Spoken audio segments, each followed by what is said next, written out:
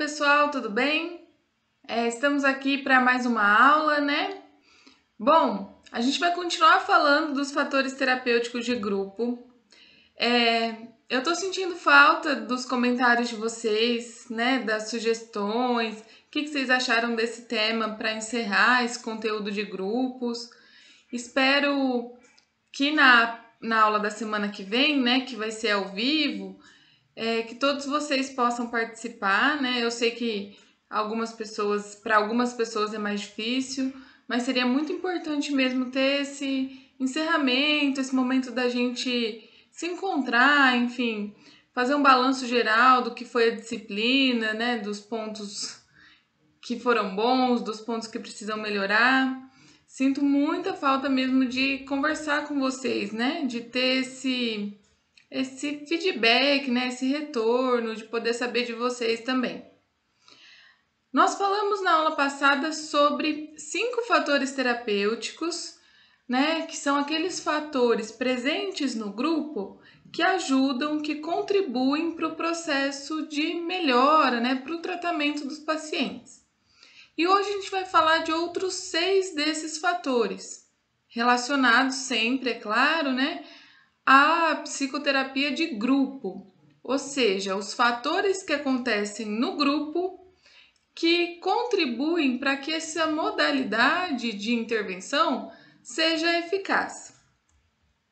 Então, eu coloquei aqui a introdução, né, a mesma da aula passada, lembrando que esse é o IALON. E aí a gente começa então a falar desses fatores que restaram, né?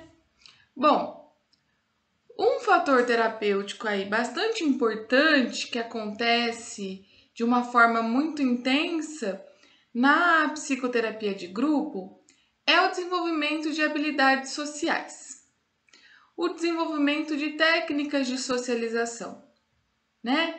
Daquelas habilidades que me ajudam a me relacionar com as outras pessoas.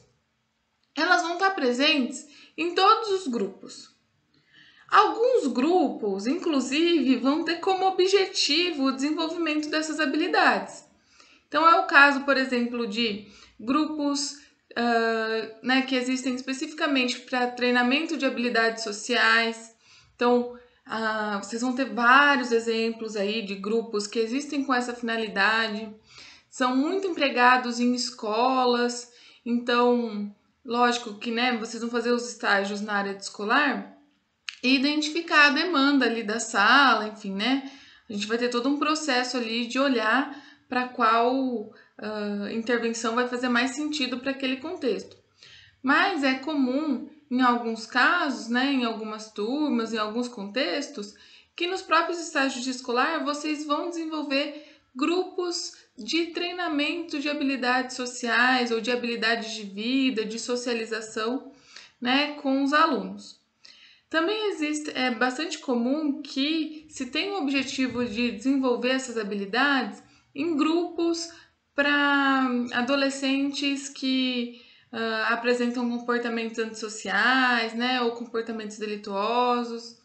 Também é bastante utilizado, né, tem essa finalidade, grupos para treinamento de processos de entrevista de emprego.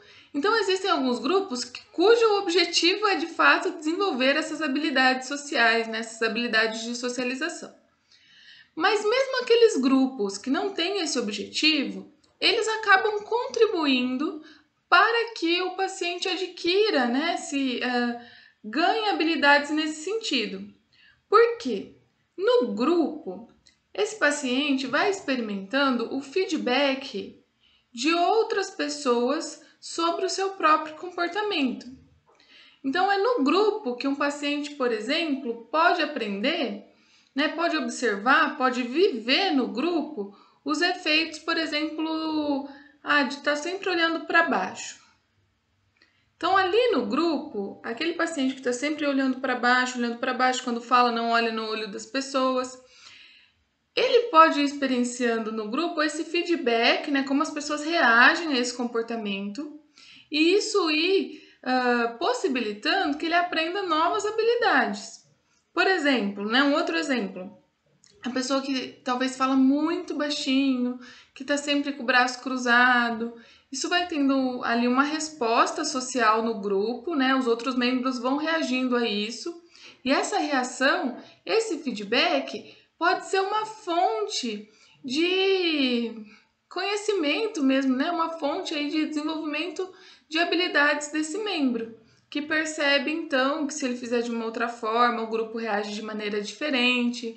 Quando ele fala um pouco mais alto e as pessoas entendem, né? As pessoas conseguem responder a questão que foi colocada por ele, diferente de quando ele fala muito baixo, porque aí ninguém responde, ou as pessoas ignoram.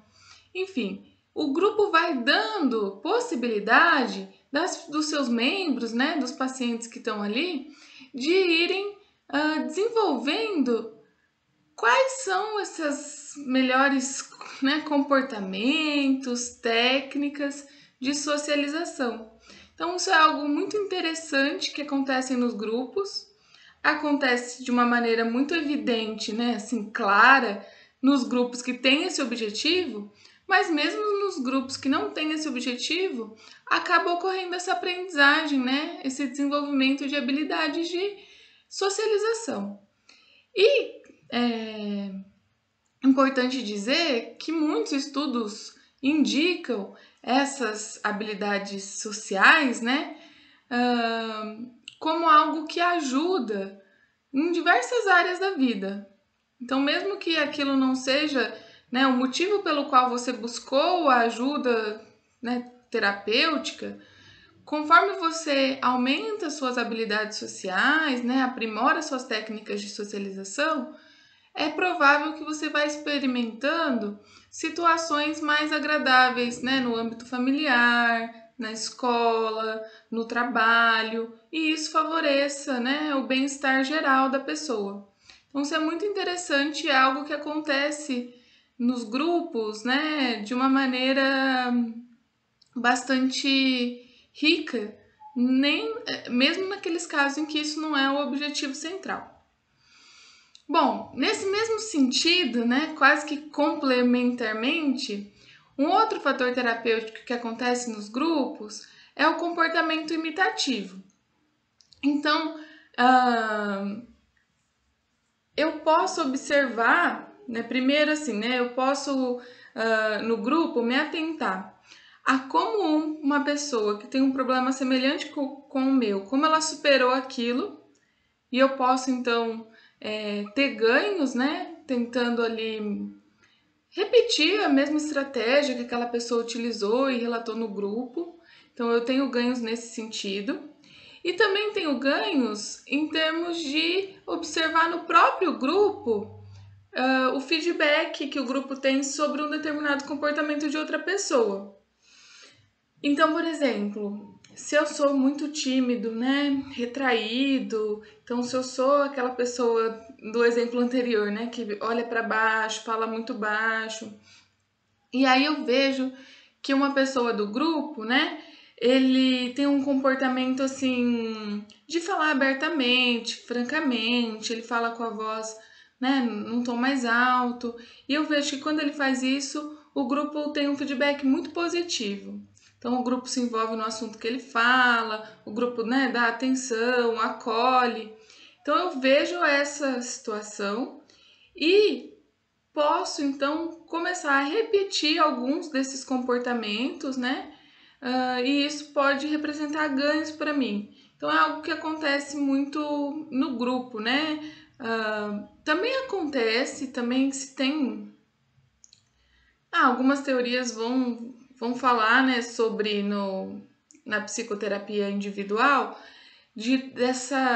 do exemplo, às vezes, comportamental que o próprio terapeuta fornece ao paciente, mas é claro que em grupo isso acontece de uma maneira muito natural e muito mais intensa, né? Porque as relações interpessoais ali no grupo ocorrem, né, de maneira muito mais frequente do que na terapia individual. Então, a gente viu o fator terapêutico da imitação e, né, do aprimoramento das técnicas de socialização, que estão muito juntas. Agora a gente vai falar de um outro fator terapêutico, que é o da catarse. Então vocês já devem ter ouvido falar desse termo, porque ele é bastante comum em várias teorias psicológicas, né, especialmente relacionadas à psicanálise. Mas, e aqui, de fato, ele tem um sentido muito próximo com a definição que vocês já devem ter estudado. A catarse, ela é um ato, assim, de explosão das emoções, né, de extravasar. Sabe aquela situação, tipo assim, que aconteceram várias coisas, assim, você já tá muito mal e aí alguém vem e te pergunta, tá tudo bem? Parece que é aquela gota d'água, né? Que aí você coloca tudo pra fora e chora e tem uma ventilação das emoções, né? É uma explosão das emoções, deixa tudo sair, deixa todas essas emoções que estavam ali presas saírem, né? Depois desse momento assim, né, muito intenso de vivência das emoções, há uma sensação de alívio muito grande, né? Então, essa é a definição aí da catarse, né? Você tem essa explosão de sentimentos, coloca tudo para fora, depois sente um alívio imenso de ter feito isso. Só que aqui para o grupo, não é a catarse em si, esse momento em si, não representa nenhuma mudança duradoura para o paciente. Por mais que o paciente se sinta aliviado, isso não quer dizer que, né, isso vai ter impactos na vida do paciente. Mas no grupo acontece uma coisa muito interessante, que é o seguinte: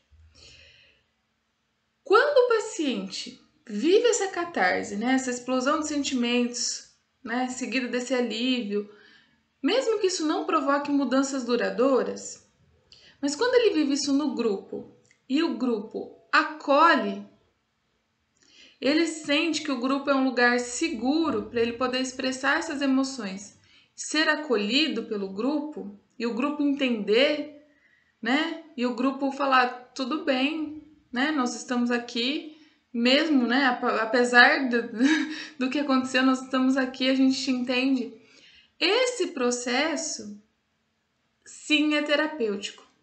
Então a catarse por si só não promove grandes mudanças, mas o fato de compartilhar essas emoções, né, compartilhar o seu mundo interno com o grupo e ser aceito pelo grupo, isso sim é um fator terapêutico. Porque ele coloca em dúvida para o paciente, né? O paciente começa a questionar aquela crença íntima que ele tem de que ele é inaceitável, de que ninguém é capaz de compreendê-lo, de que ele é incapaz de ser amado. Então, crenças que às vezes podem estar aí subjacentes à própria condição de sofrimento do paciente, quando ele tem esse momento, né, de expor suas emoções mais íntimas e ser aceito pelo grupo, isso pode falar, bom, acho que não é bem assim, né? Acho que talvez não seja tão inaceitável assim. E isso tem um efeito terapêutico muito importante. E, enfim, claro, só acontece quando o grupo atinge um certo nível de maturidade, né? Quando de fato o grupo está sendo um ambiente seguro, né, para compartilhamento dessas vivências íntimas.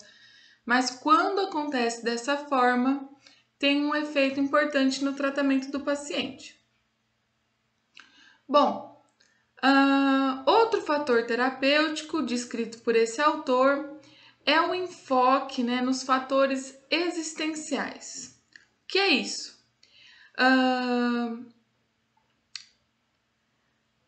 Ao longo do grupo, né, dos mais variados temas, certo? Com os mais diferentes objetivos, né? Mas os grupos psicoterapêuticos, enfim.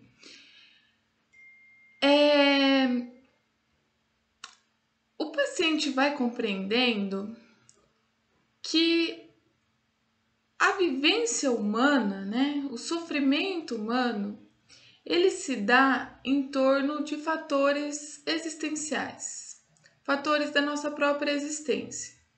a morte, o isolamento, a liberdade, a falta de significado, de sentido. Então, esse sofrimento se dá relacionado a fatores, né, muito intrínsecos à nossa própria existência, a fatores existenciais. E no grupo, né, então, os pacientes vão, na interação com as outras pessoas, numa interação que é franca, que é confiável, né, que ocorre de fato aquilo que eu tinha comentado, né, desse partilhar do mundo interno, as pessoas percebem que diante dessas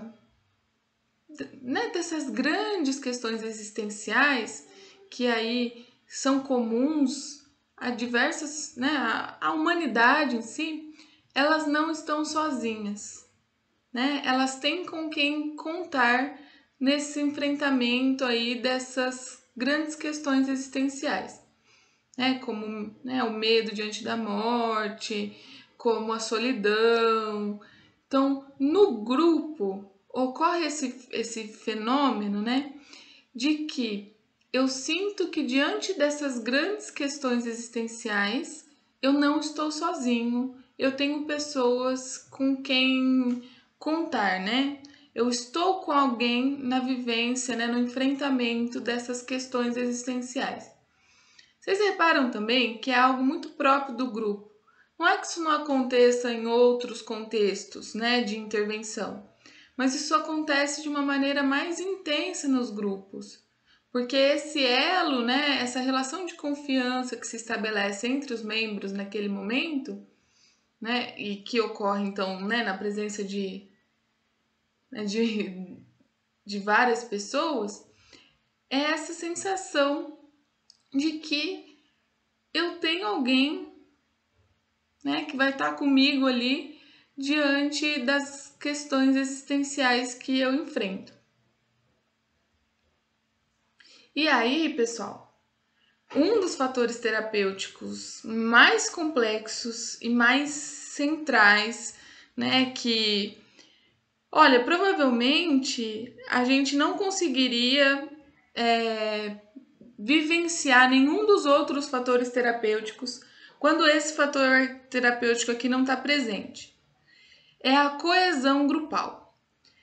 A coesão grupal, ela se refere, né, à força, né, à atração que os membros do grupo têm entre si e pelo próprio grupo. Quando a gente fala de coesão, a gente fala da força que mantém um grupo unido, tá bom? A coesão, ela é muito benéfica, tá bom? Ela permite, né, que ocorram relações de aceitação, de apoio, né, que os membros desenvolvam relacionamentos significativos ali no grupo, né? E uma série de pesquisas indica que quanto maior a coesão, melhores são os resultados terapêuticos daquele grupo, né? Mais eficaz é aquele grupo. A gente pode fazer uma analogia da coesão com o que a gente chama na psicoterapia individual de aliança terapêutica. Aquela ligação, né, promovida entre terapeuta e paciente, garantida por uma série de elementos, mas que também aparece aí como algo que contribui muito para a melhora do paciente ou não.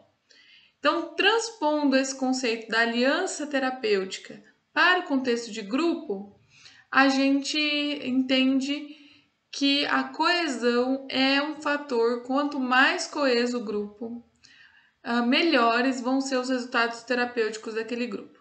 Então, quanto maior a pressão que o grupo exerce sobre seus membros para eles continuarem participando do grupo, quanto mais forte é essa força que mantém o grupo unido, melhores são os resultados. Por quê? Porque favorece relações íntimas, né? Essa troca de experiências do mundo interno.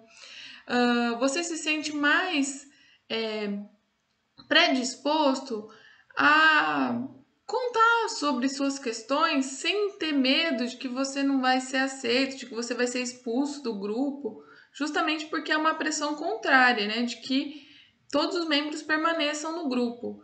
Então você se sente mais confiante para partilhar das suas vivências, né?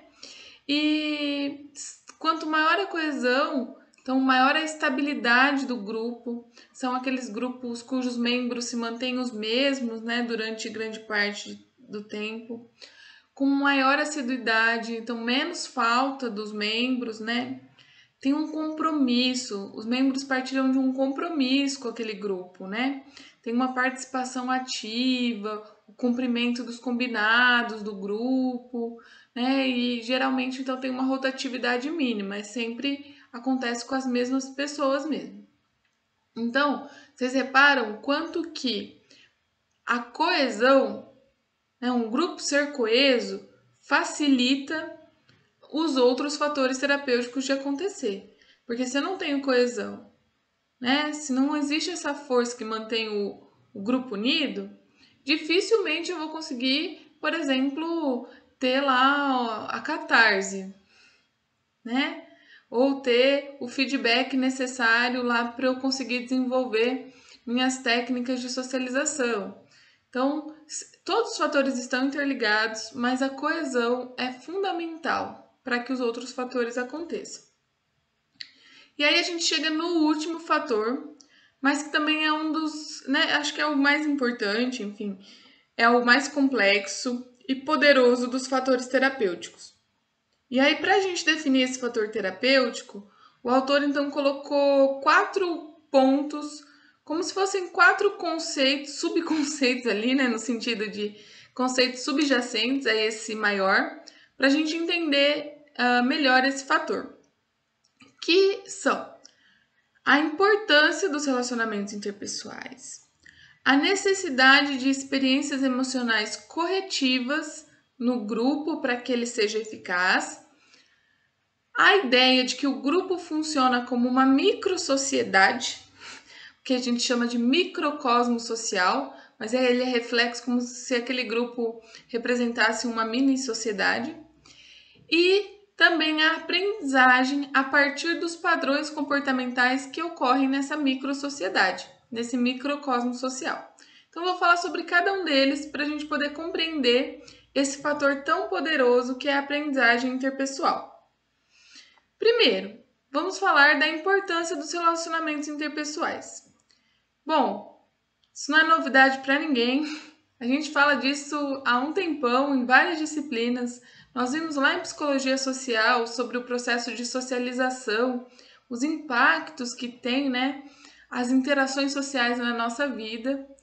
E esses impactos acontecem em vários âmbitos, inclusive na nossa personalidade. Então, os nossos relacionamentos interpessoais têm influências, né, têm impactos na constituição de quem nós somos, das nossas características, da nossa personalidade e também das nossas psicopatologias, né? Algumas vezes, né, os relacionamentos têm essa influência no nosso sofrimento psíquico. Então, se a gente não perde de vista a importância dessas relações interpessoais, a gente entende facilmente que os processos terapêuticos precisam cuidar disso, né? Seja através do conhecimento dos relacionamentos interpessoais que levaram o paciente a desenvolver determinada psicopatologia, seja para desenvolver, né, para alterar esses relacionamentos interpessoais como uma forma de tratamento desses transtornos. Então, o primeiro passo é assumir. As interações, as relações interpessoais são importantes e devem estar presentes nos processos terapêuticos. E o segundo passo? O segundo passo é a gente a concepção, né, de que a gente tem a necessidade de ter experiências emocionais corretivas ali na psicoterapia para que ela tenha efeito. Então, o que é isso? Entende-se que nesse processo de psicoterapia, os pacientes devem viver as emoções, né? Eles devem viver algo que é fortemente afetivo. Então tem que estar carregado de emoção, senão não vai ter sentido. A emoção tem que estar presente. Porém, não basta a emoção estar presente, né? O paciente também precisa compreender aquela vivência que é carregada de emoção, que é carregada de afetividade. Então, na psicoterapia individual, isso também acontece, né? Então, também há a presença aí de experiências, o relato de situações que envolvem emoções muito fortes e a consequente análise, né? Compreensão dessa expressão emocional. Mas no grupo, isso acontece de uma maneira muito intensa porque existem muitas relações interpessoais acontecendo no grupo. E essas relações geralmente são muito mobilizadoras, né? E aí há a oportunidade de vários momentos, né, de reflexão sobre as emoções, sobre a afetividade que vai ser despertada nessas relações interpessoais. Então, como acontece muita coisa ali no grupo, né, de forma latente, vocês lembram que a gente conversou lá nos grupos operativos, das ansiedades que estão ali de forma latente, e aí as interações interpessoais, né, que ocorrem com muita frequência no grupo, são as condições perfeitas para que ocorra vivências afetivas intensas e oportunidades de análise e compreensão dessas vivências afetivas. Então vamos lá, nós falamos sobre a importância que os relacionamentos interpessoais têm na nossa vida, nós falamos sobre a importância da vivência em situação de psicoterapia de sentimentos intensos para que isso possa ser elaborado, discutido, analisado. E aí é importante dizer que duas condições precisam existir para que, de fato, essas vivências, né, emocionais aí intensas sejam tenham efeitos terapêuticos nos pacientes. Primeiro, que os membros do grupo eles devem sentir que o grupo dá conta do recado. Então, olha, eu vou expressar essa minha emoção que é intensa, né?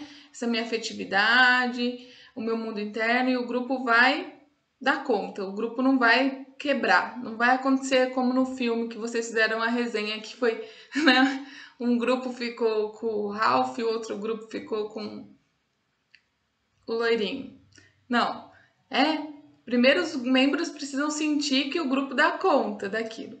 E depois que deve haver um feedback honesto entre os membros, né? E uma comunicação aberta, né, franca, para que depois dessa expressão emocional intensa, dessas situações que são carregadas de afetividade, haja realmente um teste de realidade, que os membros forneçam um para os outros feedbacks realísticos, né? Que possam permitir essa análise e aí essa reelaboração dessa vivência. Porque senão é só a expressão da afetividade e fica por aí, né? Não.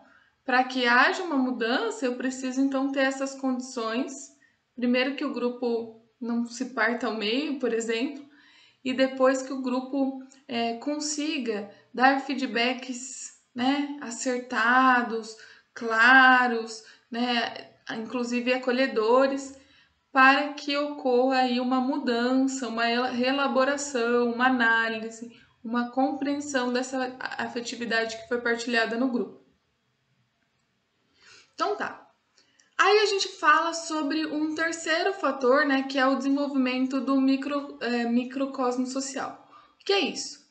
Mais cedo ou mais tarde no grupo, né, conforme o grupo vai adquirindo liberdade com o passar do tempo, conforme as pessoas vão se sentindo mais seguras, elas começam a expressar no grupo aquele padrão, né, aquelas distorções, aquele jeito de ser que ela apresenta na sua vida cotidiana, nos outros grupos que ela frequenta. Então, com o tempo, os membros do grupo, eles vão assumindo um padrão de interação com as outras pessoas, que é aquele padrão que ele tem ali na sua vida cotidiana. Então, vamos supor assim, se tem um membro do grupo que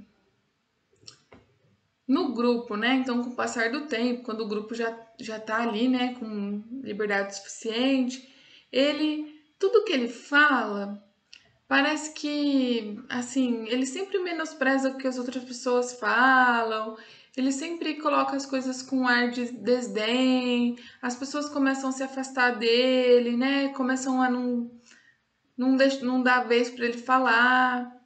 É provável que ele esteja reproduzindo ali no grupo um padrão que ele tem com os amigos, né, na faculdade, no trabalho, com a família. Então as pessoas vão começando a demonstrar no grupo esses padrões que elas apresentam, né, em outras áreas da sua vida. E aí é como se o grupo então virasse uma micro-sociedade, né? Cada um ali demonstrando o que é na sua vida cotidiana. E aí, quando o grupo, né, forma esse microcosmo social, essa microsociedade, isso é uma oportunidade perfeita para que as pessoas possam questionar aqueles padrões que elas estão assumindo, ter feedbacks de uma forma acolhedora, segura. Então, os próprios membros, né, guiados pelo terapeuta, vão aí trabalhar esses padrões que aparecem no grupo, nessa microsociedade, e vão aprendendo novas formas de se relacionarem umas com as outras, né? Através, seja do comentário que o outro membro do grupo faz, seja do acolhimento, de mostrar que aquilo tá tudo bem, ou seja porque, né, um apontamento do terapeuta nos, né, permite uma análise diferente daquela situação. Então, quando o grupo, com o passar do tempo, se transforma nessa microsociedade, nesse microcosmo social, em que as pessoas repetem esse padrão de comportamento, de distorções que elas apresentam nos outros grupos que elas frequentam, né? Nos grupos sociais, isso é um momento perfeito para pensar, para refletir, analisar esses padrões, né? Para o grupo oferecer feedbacks capazes de alterar este padrão.